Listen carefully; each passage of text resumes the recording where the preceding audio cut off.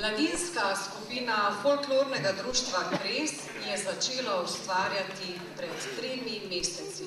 Starost plesalcev je od 12 do 17 let. Kar nekaj članov je že plesalo v otroški skupini, nekateri pa so se s folklorom srečali prvič. Na prvih vajah, kot so zapisali, so se urili v korakih, polke in valčka.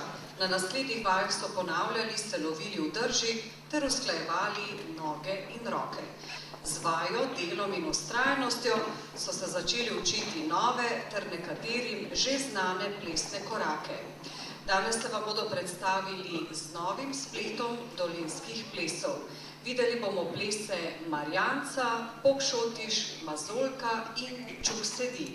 Avtorica odrske postavitve Andreja Marjanovič.